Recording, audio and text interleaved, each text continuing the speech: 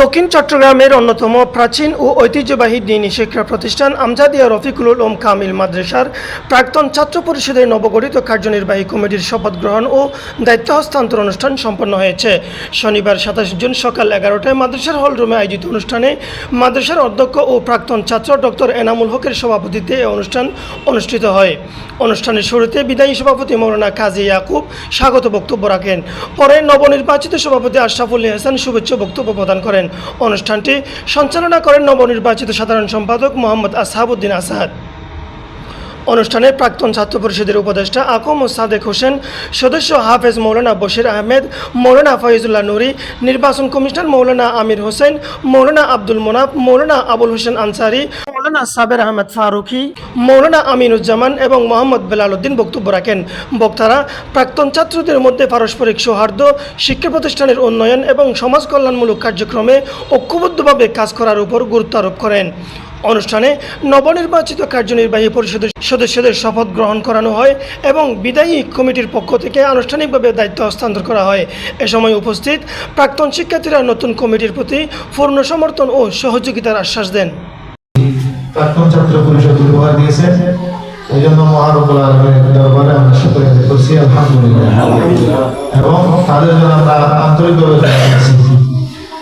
তারা মাদ্রাসার সার্বিকভাবে উন্নতি অগ্রগতির অংশ হতে যাচ্ছেন। তো আমরা বড় বড় মাদ্রাসায় আমরা দেখি আমাদের বক্তাগণ পূর্ববর্তী বক্তাগণ ইতিমধ্যে বলেছেন যে এই প্রাক্তন ছাত্র পরিষদ বিভিন্ন মাদ্রাসায়, স্কুল, কলেজ, ইউনিভার্সিটিতে থাকে।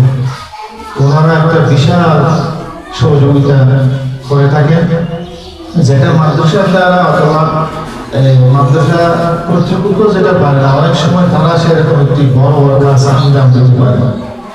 নবীজির জবানে বলছেন লাইসা ফিহি মুমিন, একজনই ইমানদার পাওয়া যাবে। তাহলে এমন এক কঠিন সিচুয়েশন বর্তমানে আমরা দেখতে পাচ্ছি। এমন এক ক্রান্তি লাগবে তলবাই সাদেকিন এই আমজাদিয়া মাদ্রাসায় ছাত্র পরিষদ গঠন করে দায়িত্ব বন্টন করা, এবং আমিও এই মাদ্রাসার একজন ছাত্র ছিলাম। সেই হিসাবে তলবাই সাদেকিনের মাঝে আমল অদমের মতো নামটাও খুঁজে পাওয়া যায়। তার জন্য আল্লাহ পাকের কাছে শুকরিয়া আদায় করছি।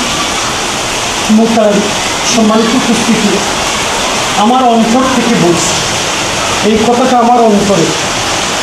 আপনারা বলছেন যে আমি এই মাদ্রাসার ছাত্র, এখানে আমি পড়েছিলাম। এখানকার যখন সুনাম শুনি আমাদের অন্তরটা আনন্দে উদ্বেলিত, খুশিতে ভরে।